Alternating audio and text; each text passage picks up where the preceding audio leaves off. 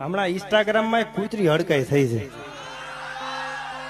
બહુ રાયડું નાખે છે, ખજૂર આમ છે ખજૂર તેમ છે આવું બોલે છે. હવે કૂતરીને શું ખબર હોય ખજૂરભાઈ શું છે?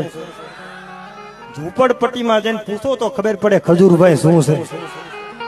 આ હૃદયથી મેં નજરથી જોયું છે. હો નાનપણમાં મા બાપ ગુજરી ગયા હોય અને એ દીકરા દીકરીના બાવડા જાલી માણા આશરો બનાવી દે, એને આશરો બનાવી દે અને માથા માથે હાથ મેલીને કે બાપા મુંજાતા નહીં, હું તમારી ભેળો છું.